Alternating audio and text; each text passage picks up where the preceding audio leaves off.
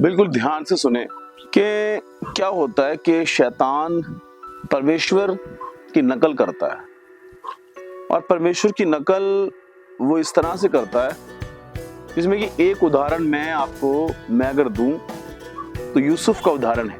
यूसुफ को परमेश्वर ने एक सपना दिया और वो सपना था कि यूसुफ ने अपना जो पिता था यूसुफ का, याकूब, उसने अपने फादर को बताया जाके, यूसुफ ने अपने फादर को बताया जाके कि मुझे सपना आया है कि खेत के जो पूले हैं, खेत में जो पूले होते हैं, वो मेरा पूला जो है वो खड़ा हो गया और सारे भाइयों का पूला, सारे परिवार का पूला मेरे पूले के सामने सजदा कर रहा है, झुक रहा है। तो कहने का मतलब था, याकूब को समझ में आ गया कि ये कहना चाहता है कि मेरे पूले के सामने सबके पूले जो हैं सजदा कर रहे हैं, मेरा पूला जो है, मेरे पूले के सामने सारे पूले जो हैं सजदा कर रहे हैं। याकूब को ये बात अच्छी नहीं लगी, लेकिन यूसुफ का ये सपना था और हम देखते हैं कि यूसुफ के सपनों को परमेश्वर ने फुलफिल किया, पूरा किया। सपना एक बीज के समान है। परमेश्वर सपने के जरिए हमसे बात करता है, सपने देता है परमेश्वर कई बार। लेकिन मैं ये भी कहना चाहता हूं कि सपने हमेशा परमेश्वर की तरफ से नहीं होते। बाइबल कहती है सपने कई बार थकावट की वजह से भी होते हैं।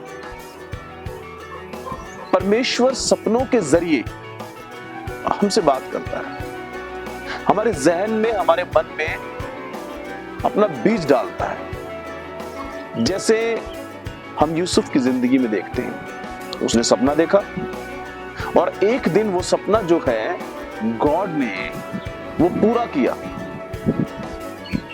लेकिन साथ ही साथ इसके अंदर अगर मैं एक बात कहूं कि शैतान परमेश्वर की कॉपी करता है, नकल करता है, अपना कुछ नहीं है उसके पास। तो ये समझिए कि शैतान भी सपने देता है लोगों को। जब सपना आता है, जब आपको सपना आता है, कोई बुरा सपना,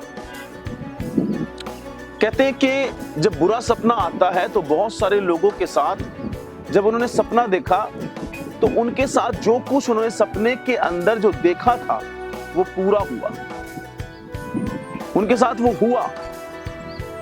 एक्सीडेंट, किसी की मौत, कोई लॉस, घर का टूटना।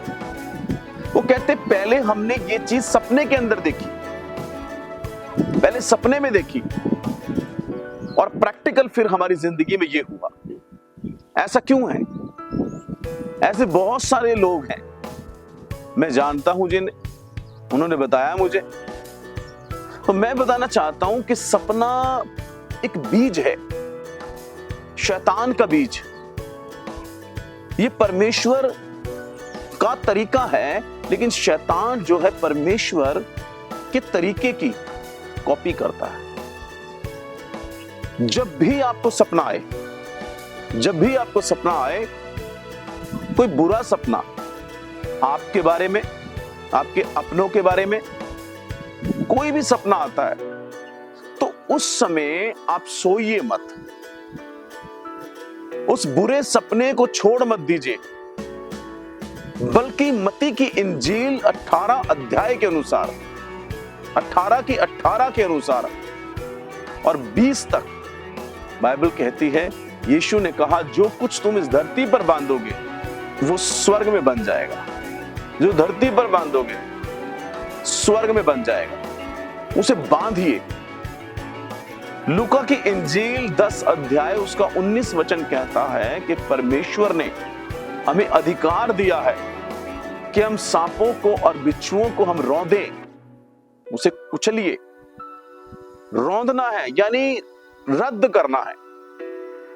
जब भी हमें बुरा सपना आए, हम सपने को रद्द करें, कैंसल करें यीशु मसीह के नाम से। एक बार नहीं, कई बार, बार बार, बार बार 15 मिनट तक, 20 मिनट तक, आधे घंटे तक, जब तक आप परमेश्वर की शांति महसूस ना करें, जब तक आपके ऊपर अभिषेक ना आए।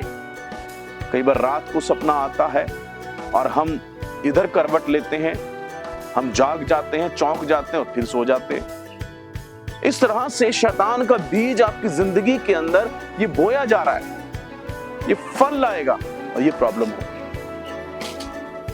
आपको ये समझना है कि उस समय आपको सोना नहीं है, उसी समय उठिए, घुटनों पर बैठिए, अपने पापों से माफी मांगिए, तौबा कीजिए, पश्चाताप कीजिए, दुश्मनों को माफ कीजिए और फिर आप शुरू हो जाइए आत्मिक युद्ध में। उस सपने को लगातार रद्द करें, कैंसिल करें, बार बार करें।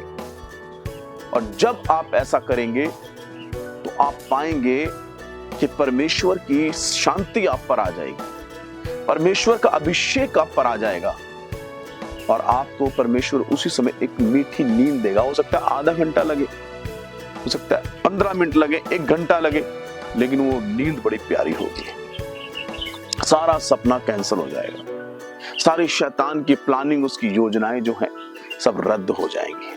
प्रियो, आप समझिए मेरे प्यारो, सपनों में पावर है। सपने शक्तिशाली हो सकते हैं क्योंकि सपने एक बीज के समान है। परमेश्वर का बीज अच्छे सपने, शैतान का बीज ये बुरे सपने।